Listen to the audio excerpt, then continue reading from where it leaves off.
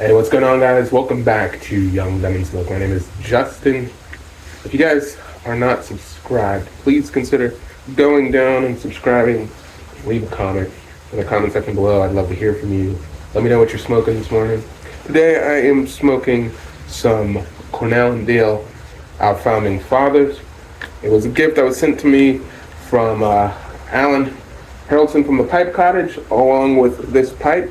This is a Savinelli. I think it's a 637. Is that how you say it?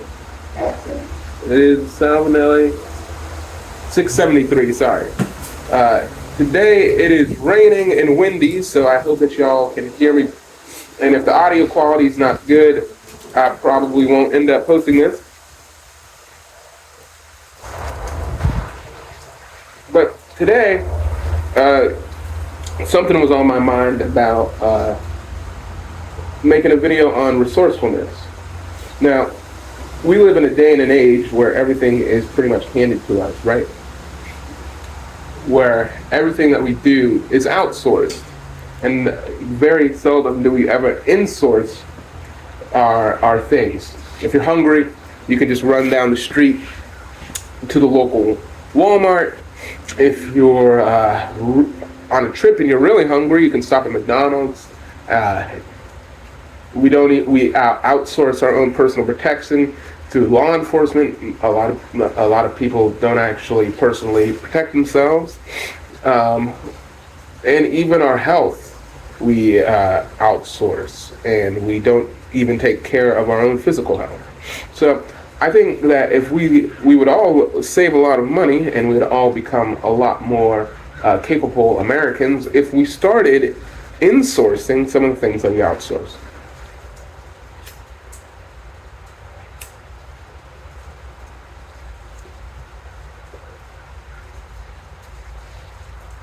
So what do I mean by that? So for example, you can make just as good, if not better, food at home than what you would ever get at your local chain restaurant. And if you did that more often than you ate out, you would definitely see your finances begin to open up. Just by eliminating one thing. You would start feeling better for not eating that garbage.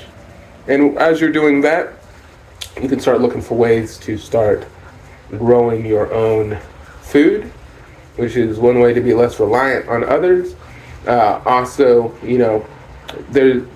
with the prevalence of the internet, there's so much information out there, so you can actually keep eating the same foods that you always enjoyed, but have them be healthier alternatives.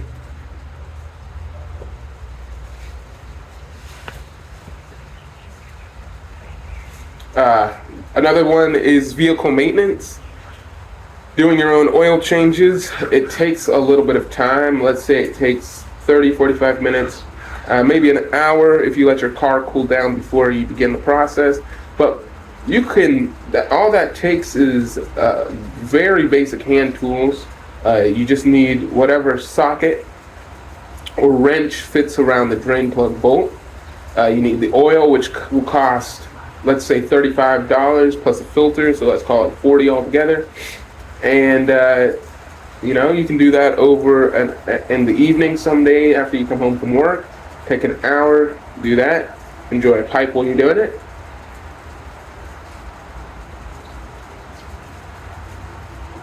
And that'll save you, money. So, and it will start building your skills. A lot of people say that, they're not very handy. Well, have you ever tried to do anything handy, right? If you can listen and you can learn, you can do quite a lot.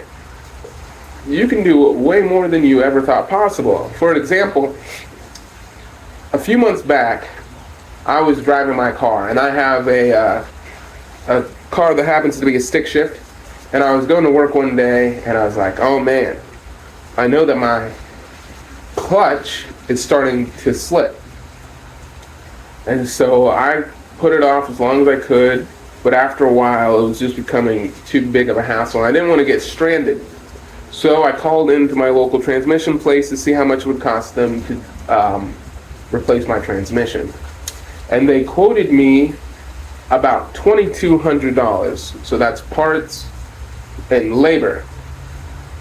Now, ladies and gentlemen, I do not have $2,200 lying around to replace a clutch. So I started doing some research to see if this was something that would even be possible for me to do.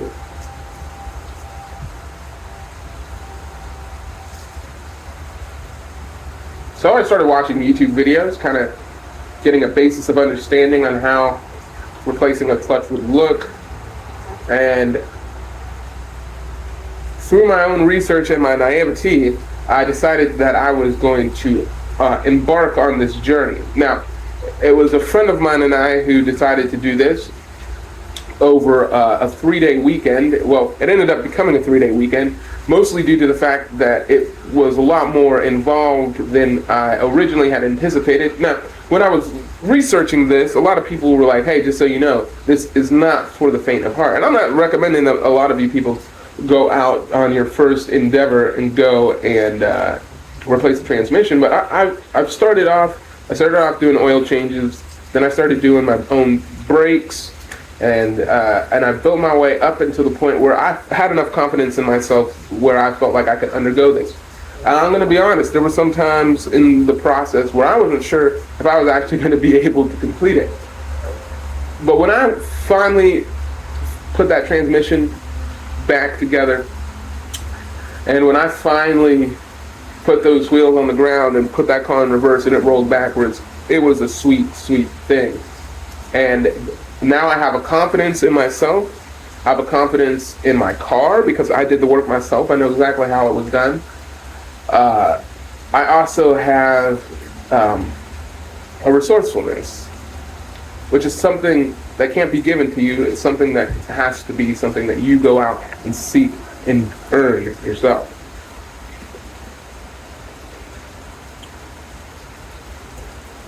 So, don't be afraid to try to do stuff. There's so much information out there that it's easier than ever to start insourcing the things that we outsource. I'm not telling you which parts of your life you should insource, but just take a look. You know what your skill levels are. You know what you're comfortable with doing. And don't be afraid to push yourself and enjoy the journey of learning.